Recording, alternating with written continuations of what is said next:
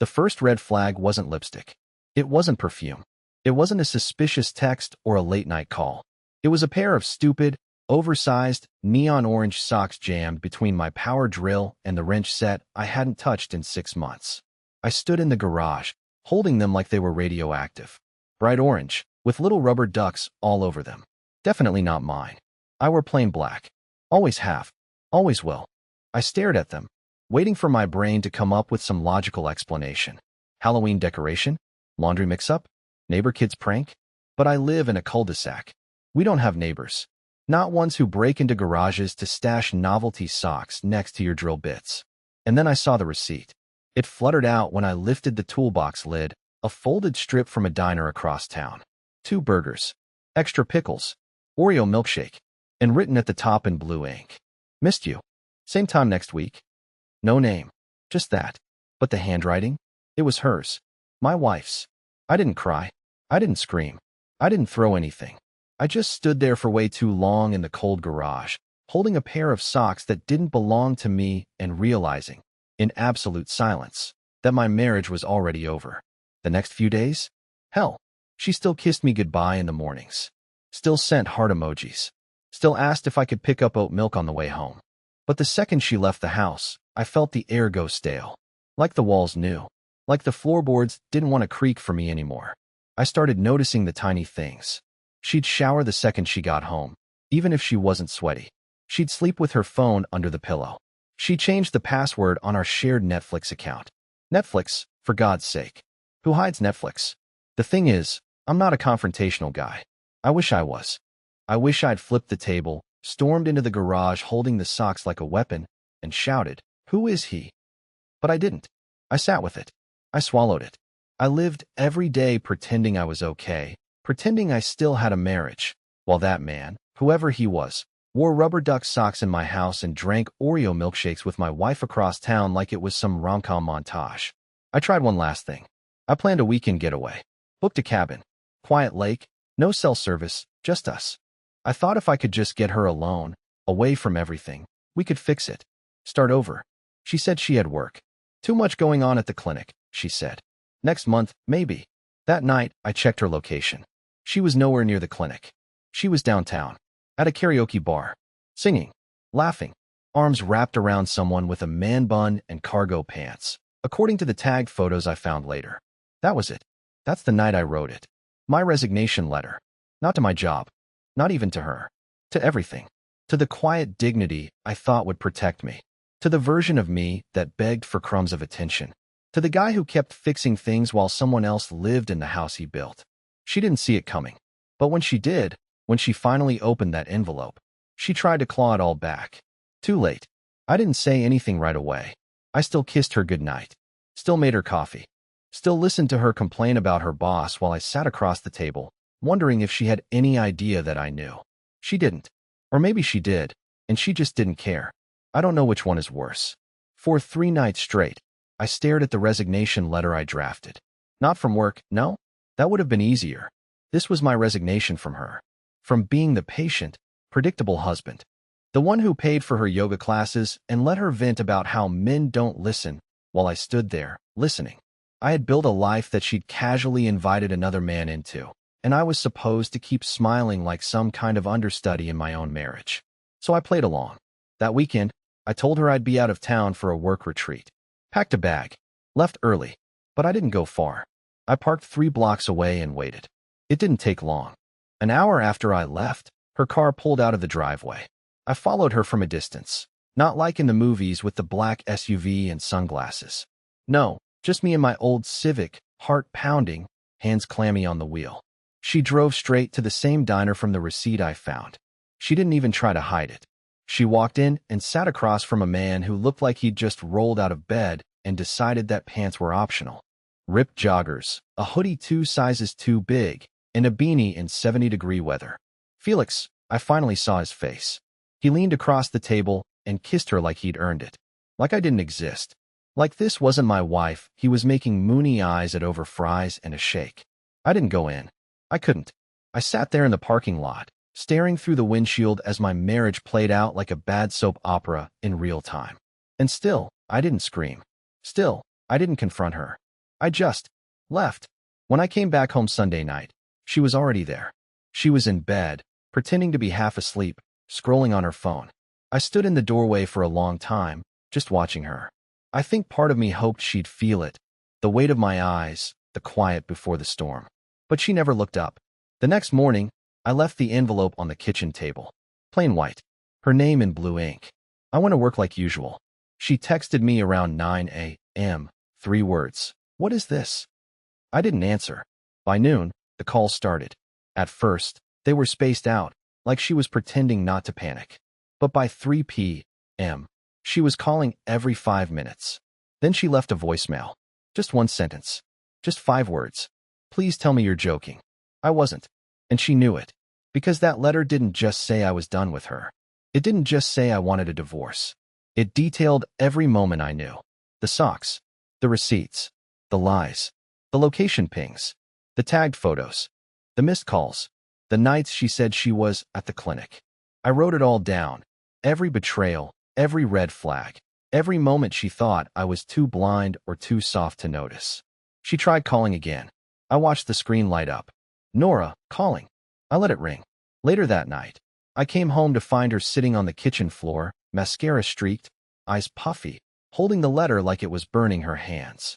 She didn't say anything at first. She just looked at me like she didn't recognize me anymore. Then she whispered, "You didn't even give me a chance to explain." And I laughed. Out loud. Because what could she possibly explain? The socks belonged to her friend's cousin. The kiss at the diner was a dare. The reason she locked her phone at night was because she was planning me a surprise party. She reached for me. I stepped back. She cried. I didn't. Not anymore. The thing about people like Nora is they believe the spotlight will always swing back to them. That the man they keep on emotional standby, the quiet husband with the tucked-in shirt and the dependable routine, will wait forever. But I was done waiting. And the moment I saw her crying on the kitchen floor, I knew something had shifted. Not in her, in me. I didn't comfort her. I didn't kneel down and tell her we could fix this. I didn't ask her why. I didn't need to anymore. I think part of her expected that. Like she was waiting for my hands to tremble, for my voice to crack, for me to break down and say, "Please, just tell me it didn't mean anything." But I didn't give her that satisfaction. I just walked past her, stepped over her purse like it was debris, and went to the bedroom. She followed me. Of course she did. She started talking. Fast, panicked, stumbling over herself. She said it was just flirting at first, that Felix was a mistake, that she was emotionally vulnerable, and didn't know why she kept letting it happen. She said I'd been distant and overworked and unavailable. Funny how I was never unavailable when she needed rent paid or tires changed or a ride to the airport at 5 a.m. I sat on the edge of the bed while she threw words at me like darts, hoping one would stick, hoping one would trigger the old me. The version that forgave too easily, that begged for scraps of affection just to keep the peace. But I stayed silent. That silence scared her more than anything I could have said. She started crying harder, pacing, pulling at her sleeves like she didn't know where to put her hands. She said, "We can fix this. We can go to therapy. Just please don't leave." And then she said the line that made my blood turn to ice. "If you leave now, you'll regret it later." That wasn't desperation. That was a threat. She realized it the second it came out. Her face changed. She tried to walk it back, said she didn't mean it, that she was scared and saying anything to make me stay. But the damage was done. I stood up, grabbed my overnight bag from the closet, the one she didn't even notice I'd packed 2 days earlier, and I told her flatly, "You already made your choice. Now I'm making mine." I left. Not just the house. I left everything. I didn't go to a friend's place. I didn't check into a hotel. I drove for hours. Past state lines. Past the places that reminded me of us. Past the town where we got engaged, where we used to eat Sunday pancakes, where she used to say I made her feel safe. I drove until the sun came up and my phone battery died with 22 missed calls and a long, desperate text that said, "Please come back. Please. I'll do anything." But the words were too late. And the apology came from the same number that used to send, "Working late tonight," while she was lying half-naked in someone else's apartment. I found a small cabin rental by a lake. Nothing fancy, just a bed, a window, a silence I didn't have to explain. I turned off my phone, sat by the water, Let the wind slap my face and remind me what it felt like to be alive without someone else controlling the thermostat on my emotions. For the first time in years, I slept through the night. And when I woke up, I didn't miss her. I missed the idea of her, the person I thought I married.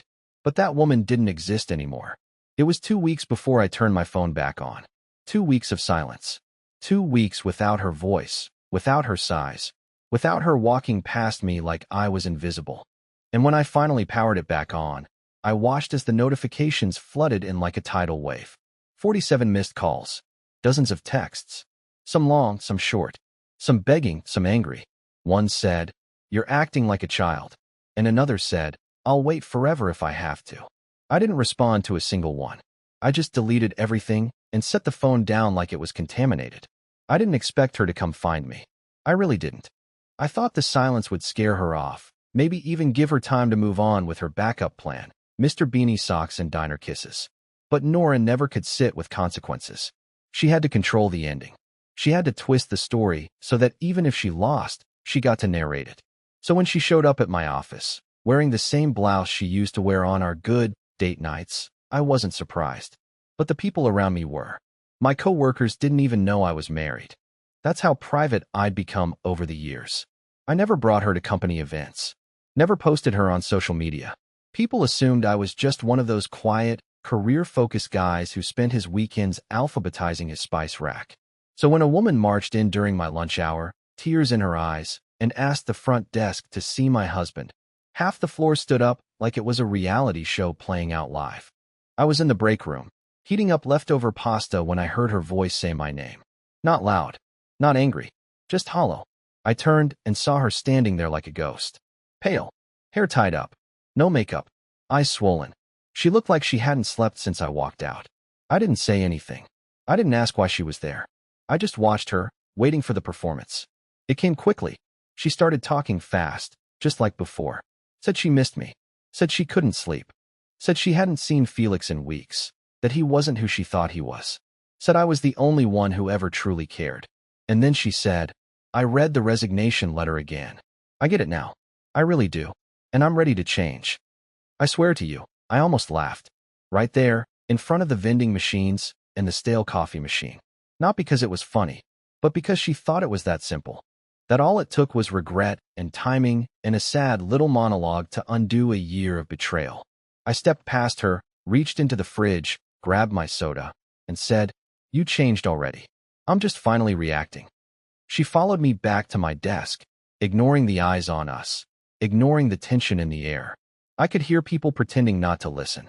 She stood behind me and whispered, "Don't do this. Don't end it like this. We're not done." I turned slowly and said the one thing she couldn't argue with. "You ended it when you chose him. This is just the paperwork." She broke right there. Tears streamed down her face. She tried to pull me into a hug, and I stepped back, keeping my arms at my sides while everyone pretended not to stare. It was humiliating, not because I was being begged in public, but because I had to explain to a room full of strangers why I ever let it get this far. She left a few minutes later.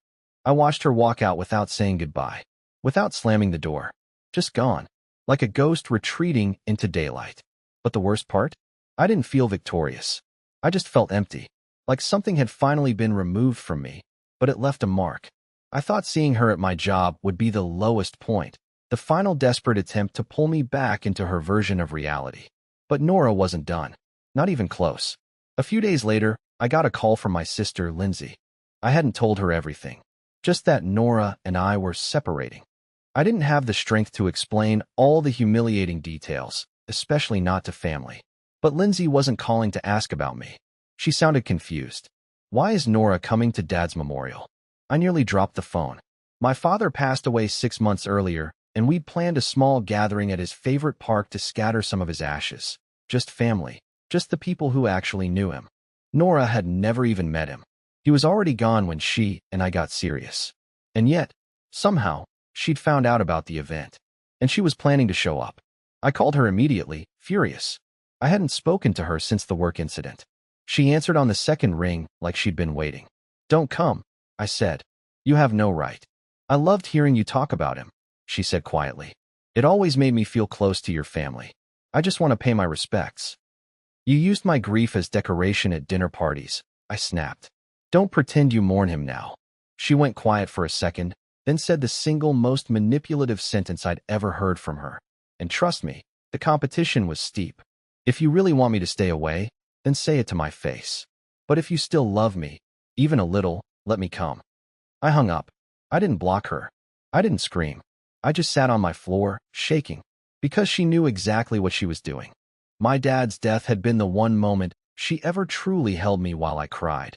Back when we were still good, back when I still thought love meant safety. And now she was using it like it was hers. The next day, I arrived at the park early. It was cloudy, just how my dad would have liked it. My family started trickling in. Hugs, tears, silence. I kept scanning the edge of the parking lot, praying she wouldn't show. She did. Late like always. Wearing the same coat she used to wear when we took walks in the winter. I saw her before anyone else did, and I swear, my heart stopped. I wanted to scream, to drag her away. But I just stood there, frozen, as she walked toward me like she belonged. My sister stepped in. God bless her. She didn't yell, didn't make a scene. She just walked up to Nora and said, "This isn't your place," and turned her right back around. Nora tried to protest, voice shaking, hands fluttering.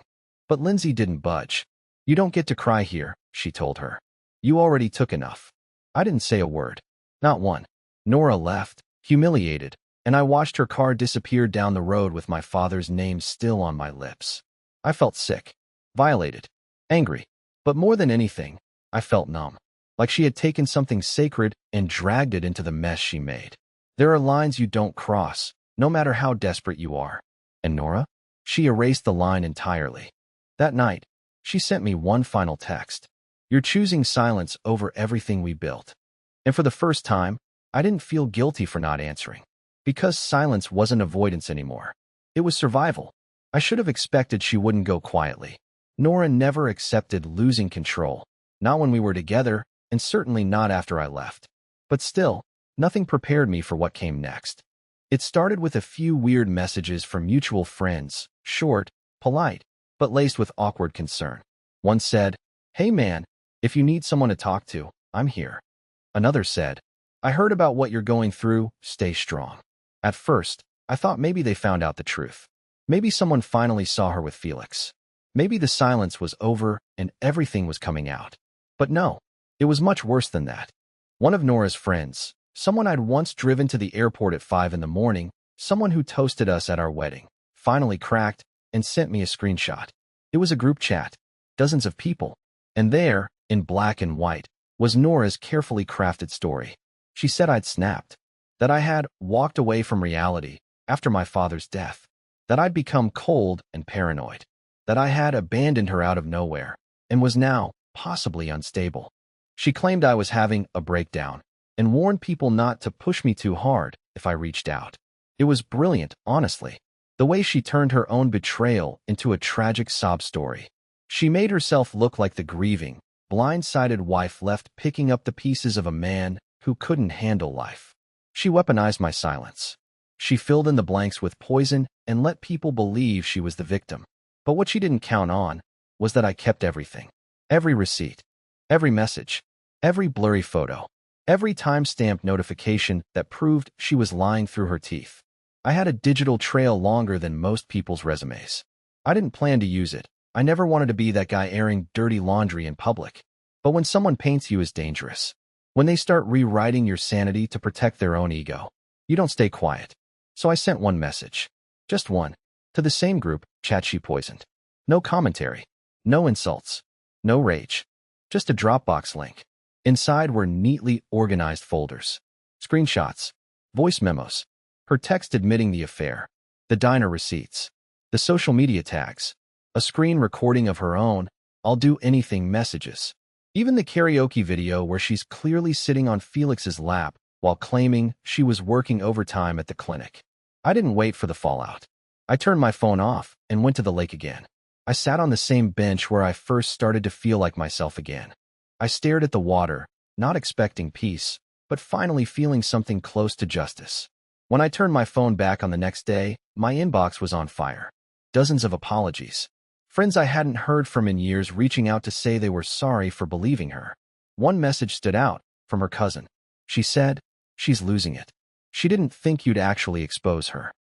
Good, because I didn't want revenge. I wanted truth. But what I didn't realize was that Nora still had one more thing up her sleeve, something darker, something messier, something that wouldn't just damage reputations, but threaten what was left of my peace. And she was already setting it in motion. I thought I was finally ahead of it. After I dropped the truth in that group chat, the silence around me felt cleaner. Not empty, just clear. No more explaining. No more doubting myself. People who mattered knew the truth. I could finally breathe again without wondering what version of me she'd rewritten in someone else's inbox. But Nora didn't want peace. She wanted control. And when she couldn't own the narrative anymore, she did what terrified men do when they're cornered. Except she wasn't a man. She was my ex-wife. And she was smarter than I ever gave her credit for. I found out the same way most people do.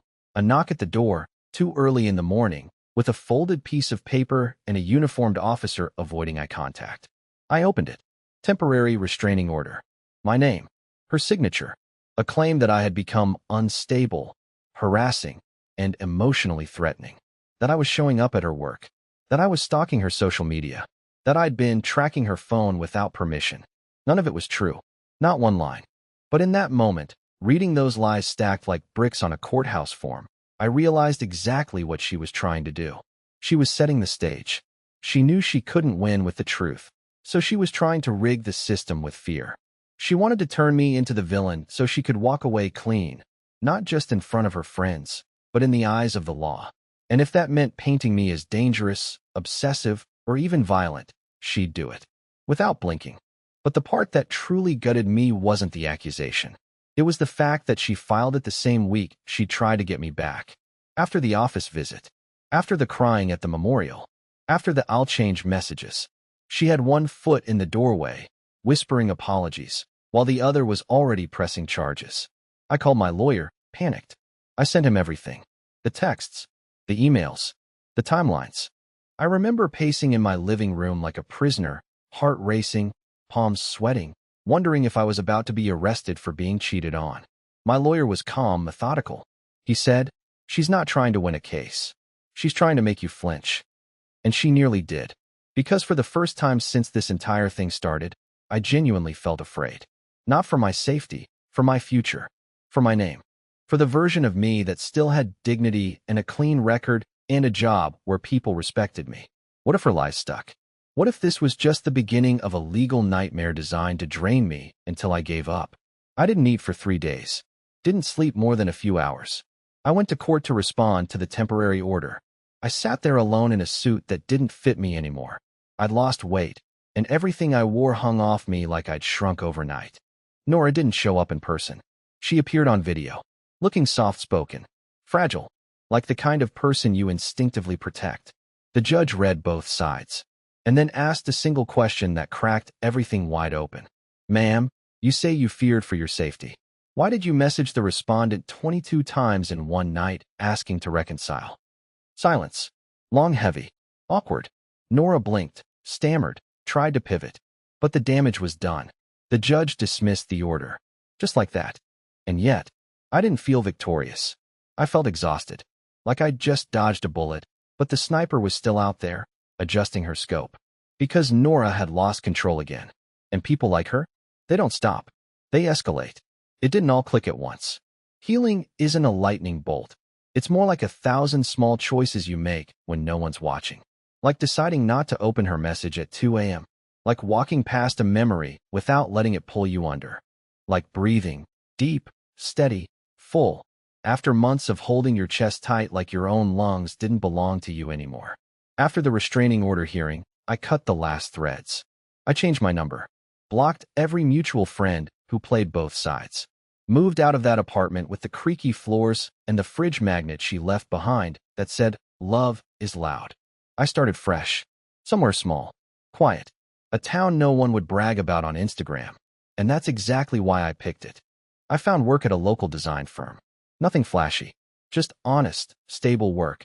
The kind where people know your name by the second week and ask how your weekend was without needing a backstory. I stopped apologizing for my peace. Stopped shrinking to make space for someone who never once did the same for me. And then, something strange happened. I started laughing again. Not the tight, polite chuckle I'd perfected during the worst of it. Real laughter. That deep kind that surprises you. I met people who didn't know anything about Nora or Felix or the box of socks that shattered my reality. People who liked me without needing to fix me. And one of them, her name was Erin. We met at a bookstore.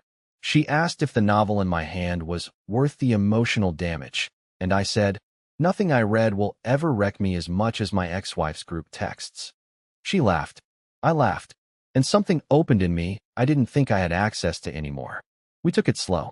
I told her the truth, not all at once, but piece by piece, like unwrapping something fragile. She didn't flinch. She didn't try to save me or pity me. She just listened, held space, gave me silence when I needed it, and warmth when I didn't know I needed anything at all. Months passed, then a year. I grew into someone I hadn't met before. Not the man I was before Nora, better, wiser, not colder, just clearer. And then one day, while walking with Erin through a farmer's market, it happened. I saw her, Nora, alone. No Felix, no groupies, no designer coat. She looked older, not in years, in energy, like life had been clawing at her for a while, and she finally stopped pretending it wasn't. Our eyes met for half a second. She froze. I didn't. I smiled. Not a cruel smile. Not a smug one. Just calm. Quiet. Free. She opened her mouth like she might say something. But I turned away before she could. I didn't need closure anymore. She already gave it to me, the day she underestimated what silence can do. And as Erin slipped her hand into mine, I knew I wasn't the one who lost something. She was.